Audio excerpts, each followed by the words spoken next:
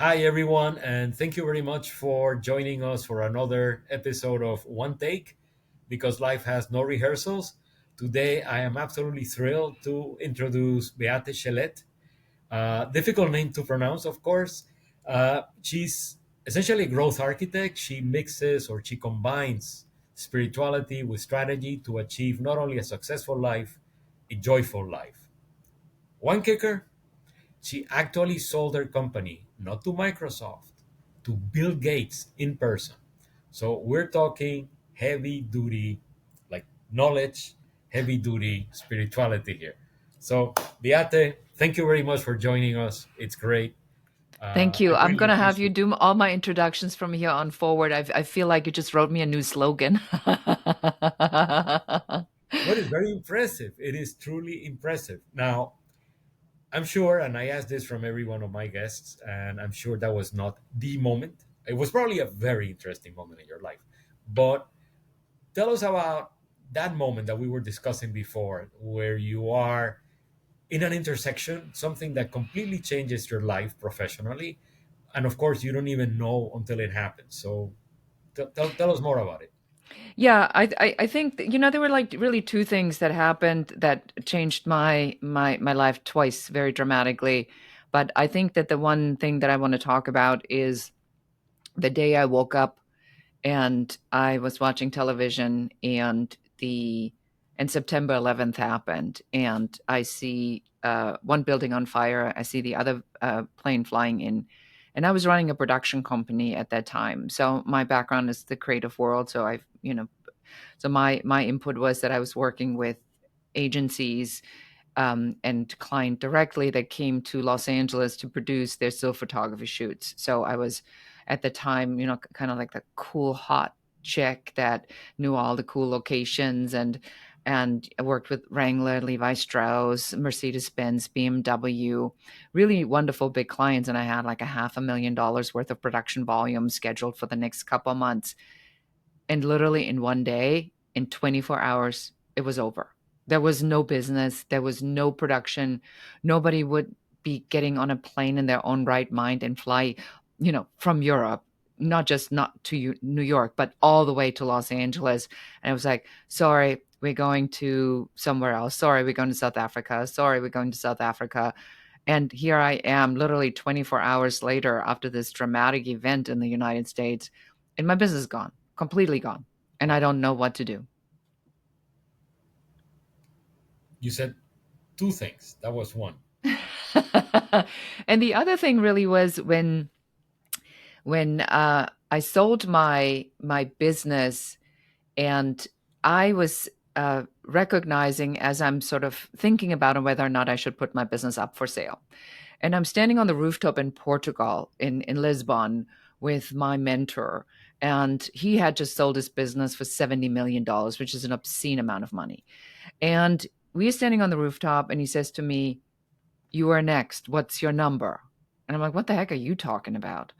And he says, "You are next. I'm predicting you are next because we are now in an acquisition phase again and stock photography agencies, which was what I, did after I couldn't do production anymore. I went into stock photography and I had built that up to about $1 million business, which is respectable in stock photography for a small business. I mean, we weren't Corbis or Getty or whatever, but he said to me, "What's your number?" And I said, "What do you mean by that?" He says, "Everybody has a number. If you have a business, you better have a number because then when somebody gives you that number, you know the day has come." And so I thought about what that number would be, and I had my number, and then the day came. Well, I was going to ask you because you're not the only one in the podcast that saw their business vanish.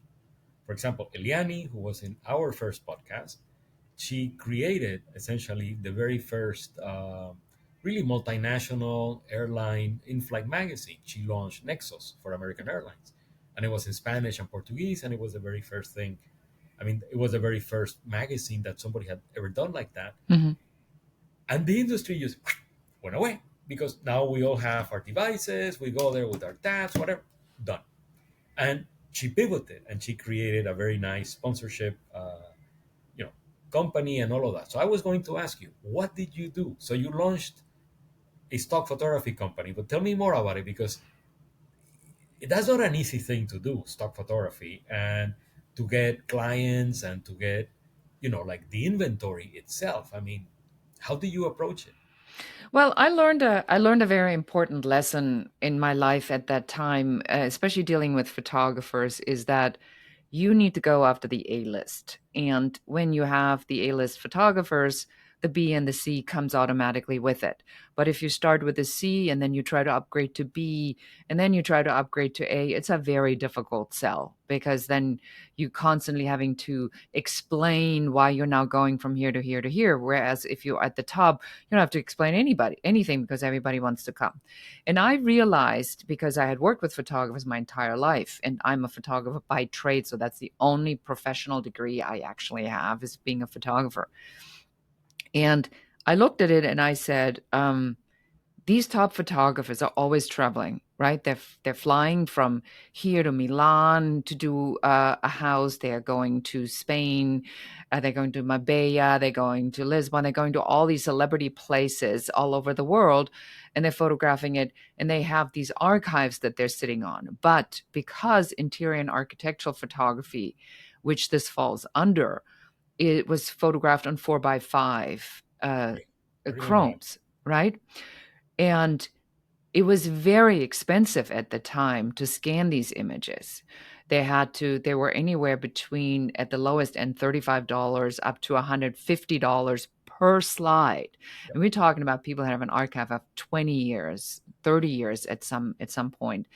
And so what I did is I came up with a business proposition and I said, I will take these slides, like I flew to New York, I Hmm. picked up the box, took it on the plane with me, then organized it, systematized it, and sent it to India, had it scanned, and then had it had these digital images then returned to us on a hard drive, right? We had to send Yeah, the hard I drives remember back and that. forth.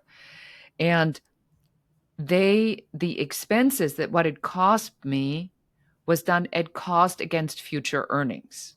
Hmm. So I had a no fail proposition for the photographer. I would digitize the archives basically for free until they made money, and then I would take out the money out of the income that they make, which they would have not otherwise made. And that's how I was able to get these top photographers. And I had one person here in specific, Tim Street Porter, who is probably one of the gods of architecture and interior photography. I mean, he has so many coffee table books, it's ridiculous. And he's a friend because when I had to close my business after September 11th, I had to let everybody go. And at that time, Tim Street Porter was looking for a new assistant. So my assistant became his assistant and is to this day. So that was, how it worked. And so I have this photographer that everybody admires. And now it became a really easy thing to then go to other photographers and say, well, Tim is here. And they say, oh, well, if Tim is there, then maybe I should go. And then I just had to figure out how to pay for all of it, which was a whole problem in itself. No, I bet, yeah. But it's as always, we find creative ways to approach, what seem to be unsurmountable problems. Right. And so, Which is and then great. this happened. And then I remember Peter Estison comes in and he has a story that just got out of embargo from Al Decor. And he says, that's Julian Moore's house. Can you sell that for me?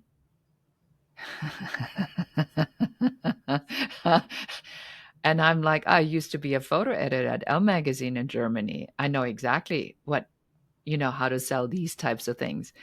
And so I became the go to authority. I became the number one provider of these at home stories in the world Wow. because I had the best photographers, and these stories just kept coming out of embargo.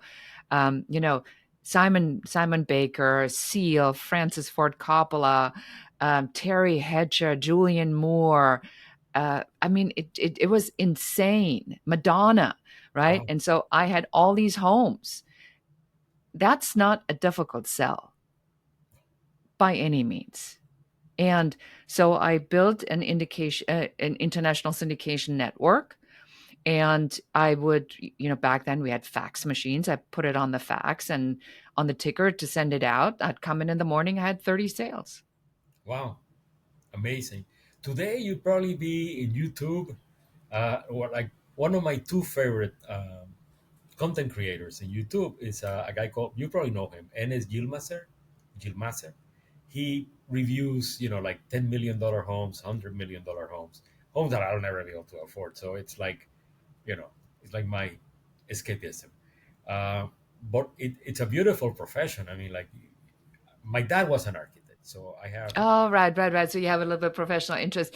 Yeah, I right. mean, I loved it. The only problem that you have is that then, as I was getting ready to, have this moment, then in Portugal, now I'm the world leader in this, and I'm selling more home stories than anybody else. But at that time, the celebrity culture had become out of control. And so next thing I know, we have people like Cindy Crawford, who really is not a very nice person, um, come and say, well, we now want royalties every time you are licensing my my home. And I said, well, it's editorial because I can't do anything commercially with it anyway, and editorial rules are different than advertising rules. Yep. But it became to the point where they thought they need to be in control over it. And there are a couple celebrities out there that are really gnarly, and just mean. And then there are some really nice professional people. I had some great PR agency um, connections where I would send them, 30 requests, and they literally just went with their red pen and they went like, no, yes, yes, no, yes, no, no. And then they sent it back to me and said, good, and the whole thing took like 5 minutes. And then we had others where there had to be a whole dog and pony show for stuff. But that's what the Bill Gates company wanted to know. How do you do that? And I wasn't going to tell them unless they bought it. And then I had my number. Oh, that's great. Absolutely. So let's shift gears. What is the transition from being the number one seller of editorial, for homes and everything in the world, to the focus on spirituality and joining it with strategy? Sorry about my dog. I have no clue. I'm babysitting two dogs. That's okay. Like I said, no second things. So what is the shift? How do you shift from that into the spirituality and the combining it with strategy and to achieve not only success but a joyful success? Yeah, I think that you kind of come to different markers in your life. And, I've always loved strategy because I look at everything. I want to know, what is the business model? Like, how do they do that? What's the cadence and how they show up? How many times are they running it? What time are they running it? What's the model? Is it a speaking model? Is it a consulting model? If it's a consulting model, how do they do their outreach? How do they, I want to know how it all works together. And I did that, but I've been realizing lately that there's really a massive shift, I think, in the world in general. Like, if I look out in the political world, I see the opposite of what everybody else is talking about. It's ridiculous, actually, to me. Like, you and I, we have this conversation, and then we turn around, and there's a bunch of angry people having a conversation. We're like, how did you even get here? I mean, that is like so far removed from everything that I see in my world, but yet here they are, and they're shooting with guns, and they're behaving badly. They're calling people names, and they're I mean, don't call them childish. I mean, that would be insulting to children. I mean, they're in a category entirely on their own. And then I thought about, well, what does this sort of mean? Where's the opportunity? Because I'm, in that sense, I'm an opportunist. Like, where's the opportunity that's presenting itself? And if people want more, well, let's give them more. And what do people want? People want fulfillment. People don't want to wait until they're 65 and then buy an RV and then travel and then die, right? Because by the time they are on medications, they are hating their lives, they missed, 30 years of opportunities. So I said, well, what have I learned that I can tell people? And there was this moment, Marcelo, where about 2 months ago, where my daughter comes, and my daughter has a baby. She's a year old, and I cooked a rosemary lamb, which I love, and the house is smelling good. We're drinking wine. My daughter and her husband is there with the baby. My husband's daughter and her husband is there. We have friends over. Everybody's laughing, having a good time. The baby falls asleep. Gina says, "Can you take her and put her to sleep?" And I said, "Absolutely not. I need to hold her for a little bit." And so I'm holding this beautiful, beautiful, perfect child with this gorgeous face. And I'm watching her sleep, and the lip shivers ever so slightly. And you wonder, what do they dream about when they're a year old? And suddenly it dawned on me. I'm like, oh my God, I'm here. This is there. Hmm. This is there. This is where everybody wants to go. My daughter's talking to me. I get to hang out with my grandchild. I have money in the bank, a nice car outside, a man who loves me, in a house that he built. This is there. And then I had this flash of insight. I'm like, I got to tell everybody how to get here. And that's really sort of in a nutshell on how this whole spirituality came together, to say, how good is it if you blow up your life on your way to get there? Then there is no there. So you need to focus on here moments and consciously collect them. That's the spirituality, right? Yep. Is the seedling is just as precious as the oak tree, maybe more precious. But the seedling is not there. The seedling is in the making. And fully commit to collecting more here moments so that you have a life intact when you get there. Well, that's absolutely great. And by the way, I'm still looking forward to To there. continuing there. No, no, I mean like what we talked about before. Yeah. I Connecting think to the there earth. really I think that we we just have to have this consciousness about these moments, and I shared with you in the green room that I just went to the Pink concert.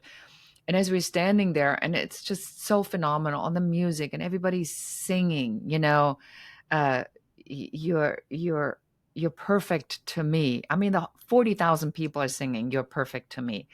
And you're standing there and you hear this music and you see this incredible performer doing somersaults on some crazy device that, shoots her through the stadium. And you go, man, this is a moment. Yeah. This is a moment to remember. No, that's absolutely great. So just to wind up, we've all been in the position of hiring people, firing people. I like hiring better than firing, but I have to have both. Advising people whom to hire, or in my case, for example, at some point, the second CEO of McCann Erickson came over one day to my office, and I was only like 32. And there was a guy who was like 60 something. I can't remember his name. And he said, "Fire that guy. He's too old." And I said, "I'm not going to fire him. He's working. He's doing well." "No, he's too old." "He's too old for what?" And finally, I told him, "It's my department. I run it. It's 65 people. I run my department my way. And that guy stays. You got a problem with that?" Fire me. Hmm. No. I used a swear word.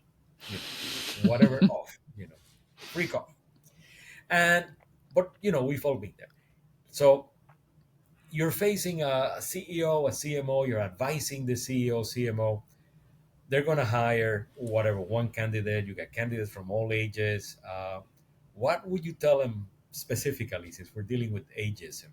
What would you tell that person specifically about candidates who are like 55 plus? I would say you got to be really clear that experience comes from mistakes made. That what gets you from one platform to the next platform, or one level to the next level, is growing pain. And nobody ever learns from when things go well. So you want someone on your team who has, I call this, and I'm going to say it very graphically, who has a bucket of shit that went wrong. Because then they can look at the bucket and say, you see this bucket? You see what's in there? That's exactly, that's the accumulation of what I know happens when you do this. So if you do this, we've tried it 5 times and it didn't work. So we either have to change, we can't do it the way you proposing it because we already tried that. And here's the bucket to prove it. So if you want to do something, then you need to figure it out from a different angle. So something has to change, otherwise it would be the definition of insanity to do the same thing again. And people do this all the time, over and over and over again. I mean, just look at some of this really shitty advertising that we're seeing right now, where you look at it and you go like, what's even the product that they're advertising? You don't even know what it's for. So I, so I think that as a leader, you want a combination out of viewpoints because you already know what you believe in. Don't hire people that confirm what you know. That's your job to know what you know. You need to hire people that know things that you don't know, can't imagine, or that's completely outside of your peripheral. But people hire people that confirm what they already know. What's the point in that? yep. I like the bucket of shit. The I bucket of really shits do. is compelling, Whatever right? It's it a is. good visual. Oh, it's a great visual because you can see it right there and there. So you see that's your solution down It'll there. make maybe we should make it sort of a giveaway, like congratulations, something went wrong. Here's your bucket full of shit. You can add it to it to show that you made a really Yeah. majestic, wonderful, fabulous mistake. Now we know not to do this anymore. I had a client with a swear jar. The A guy from Porsche. He every time he swore, he would put in a buck, and every so often they bought pizza. So the swear jars. Now we got the shit buckets. I think There you go. both are really good solutions. Very good solutions. Effective.